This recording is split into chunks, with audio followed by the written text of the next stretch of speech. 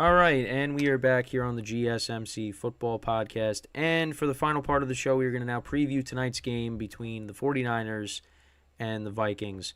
So obviously the 49ers coming off of their first loss of the season to the Browns last week, and the Vikings picked up a win against the Bears last week, but they're 2-4 on the year. And yeah, I mean, they're going to be without Justin Jefferson. 49ers are going to be without Deebo Samuel. Christian McCaffrey, at this current moment, it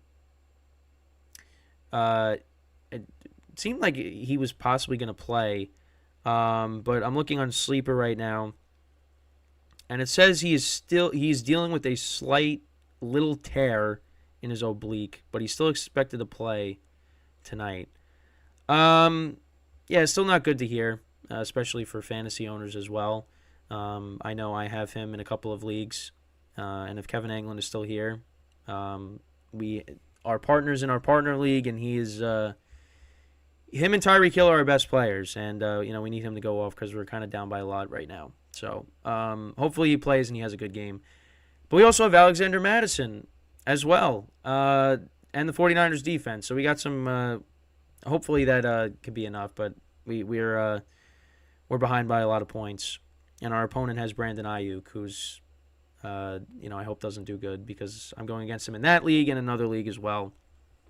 So yeah, McCaffrey is expected to play, but yeah, like I just said, he's dealing with a slight tear to the oblique.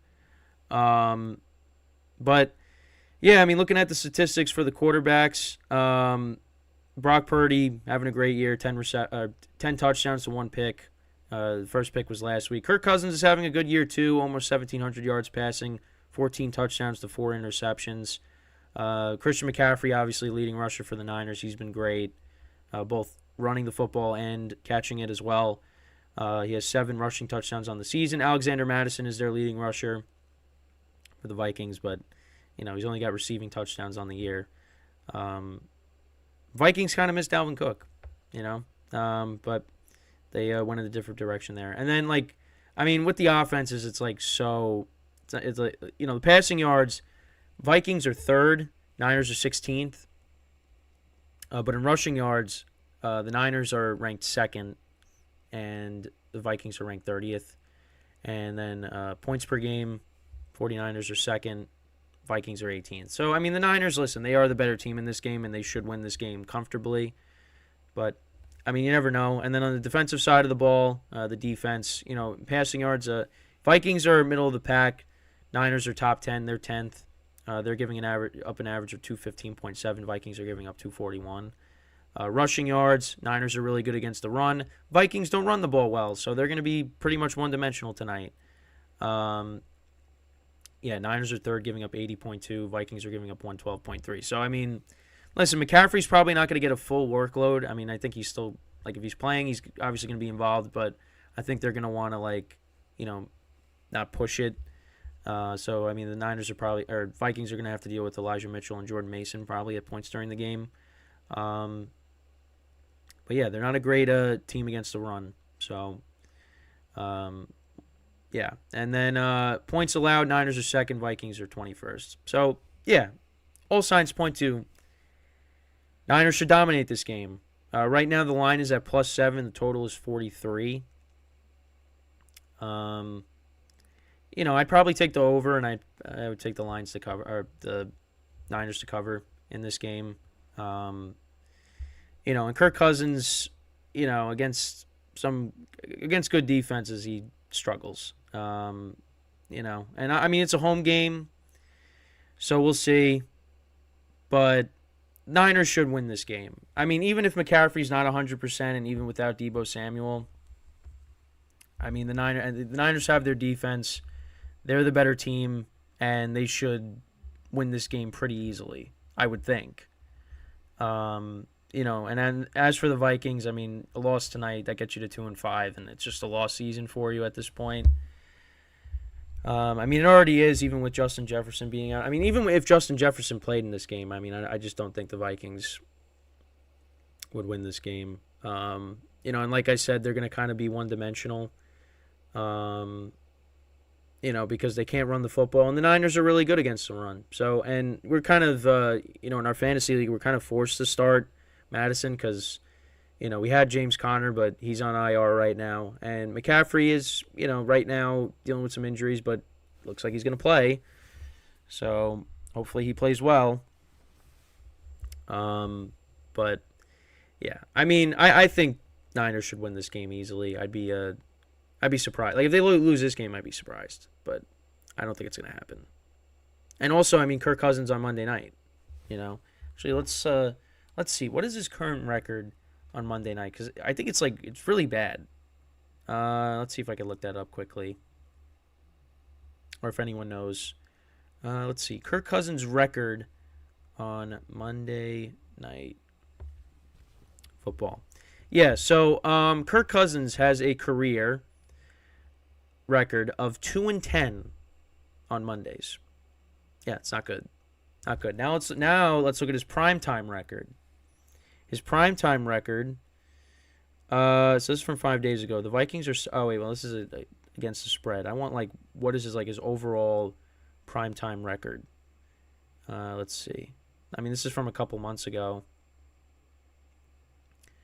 It says Kirk Cousins is now 11-19 on Thursdays. But that doesn't help me. But needless to say, Kirk Cousins is not a good primetime quarterback. Not good on Mondays. So, yeah, I mean, I expect more of the same. Also, kind of missed some chats here with what Kevin was saying. I'll actually go through those quickly. So, is Myles Garrett the best defensive player in the NFL? I mean, he's one of the best, but I think you'd probably give that to T.J. Watt. I would say T.J. Watt's probably the best. Yeah, and he also commented Darrell Hender's season and Mattis' season. So, Mattiszn, which, Mattis' season, but it's not going to happen. He's not going to do good tonight against. I mean, maybe he'll get a touchdown at the goal line. I mean, you got to hope for that. But but I don't really expect the ground game for the Vikings to really do that much tonight. I can't really. I mean, listen, the Vikings, can they somehow win? I mean, listen, Kirk Cousins has had a good year, but I mean, you're missing your top receiver. I mean, Addison has shown you stuff, and Osborne is okay, but you still got Hawkinson. But yeah, I just think it's going to be too much against the Niners, who are a better team, who are a much better team. And on top of that, Niners are coming off of a bad loss, so you got to think that the Niners are going to want to come out and just dominate this game because they're definitely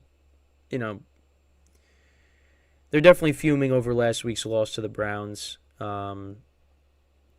And how that game went. And, listen, this game's indoors. Weather's not going to be a factor here. So, just hoping that nothing happens to McCaffrey. And we'll see, does George Kittle get a touchdown now? Because Kelsey got one, Goddard got one, Mark Andrews had touchdowns, Waller had a touchdown. Should have did a tight end parlay yesterday with all those guys. I mean, you would think Kittle and Hawkinson are going to score touchdowns, right? I know Kevin is still here. He has George Kittle in one of our leagues, so he's looking for a big game out of him to maybe pull off a improbable comeback tonight. We'll see. I'm trying to hold off my opponent because I have the Niners defense, but he has Brandon Ayuk, and I'm currently up 11. But I will get 10 points automatically to start the game, so that's good. But I mean, I expect Brandon Ayuk to have a big game tonight, unfortunately. Because with Debo being out and McCaffrey kind of dealing with some injuries, dealing with the oblique, I think Ayuk is going to play a huge role in tonight's game. He might score a touchdown tonight. So I'm hoping that doesn't happen. So Kevin says 4 receptions, 50 yards, 2 tutties for Kittle tonight. I think that's doable. I don't think that's too much to ask. I mean, listen, they're missing Debo. So, you would think Kittle's going to get more involved because Kittle's been inconsistent. I mean, he had the monster game against the Cowboys, but, there's been games where he's just been non-existent. Last week was a prime example of that. he really he didn't do anything last week. But I think this is the week he gets involved, especially because the Niners are dealing with injuries. So, and it's National Tight Ends. Well, yesterday was National Tight Ends Day, but National Tight Ends Week. So you would think that they're gonna want to get Kittle, a touchdown in this game. So we'll see. I mean, it's a game I'll obviously watch tonight. I'm excited for it, of course. Didn't really do great with the predictions once again this week. The Giants was really, in terms of like my spread pool, Giants were like the only game I got right in the 1 o'clock games. And that was one that I was not confident in at all. So Niners, I mean, if they win, they get me to 6 wins this week. Not a lot of people really did that good in my spread pool. The most somebody got was I think now it's like 9.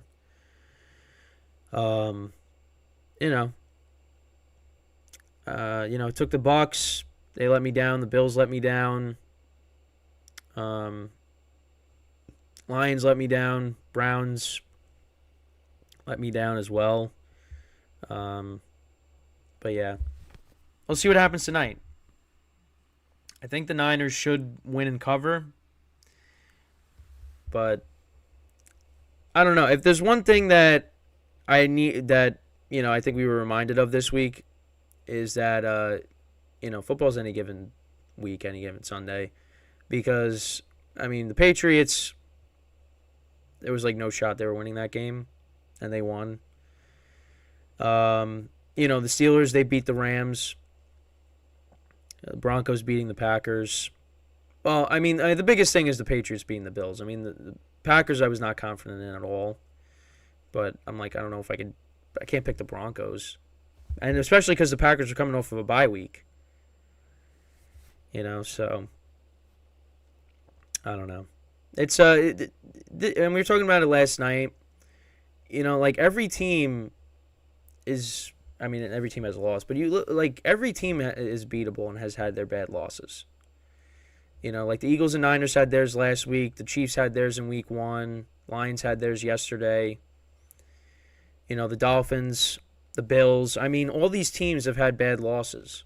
So, I mean,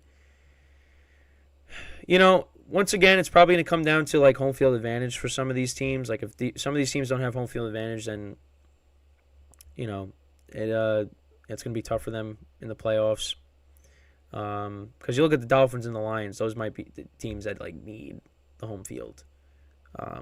Because I really can see like the Dolphins going into Arrowhead to play the Chiefs and try to beat them to go to a Super Bowl. Now they got the offense, but I mean, listen, Mahomes over Tua, obviously. That's the difference in that game. And also the Chiefs' defense has been playing better. So, but yeah, I mean, we'll talk about a lot of different things this week, obviously, because I know I kind of ran through a lot of the games, but we'll, obviously devote certain topics from those games, into segments throughout the week. So, but yeah, that's pretty much it for the show today. I thank everyone that tuned in today. Of course, we'll be back again tomorrow, 11 a.m. Eastern Time. So make sure to tune in for that.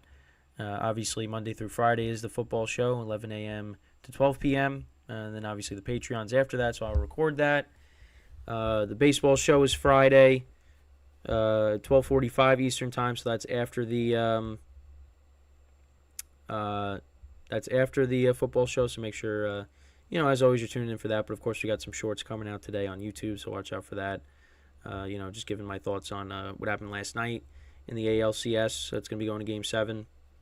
But yeah, that's pretty much it. So once again, thank you guys for tuning in for today. Make sure to like, comment, and subscribe. And until tomorrow, I'm Kenneth Grunfelder signing off from the GSMC Football Podcast, brought to you by the GSMC Sports Network. Have a good day. Enjoy the game tonight.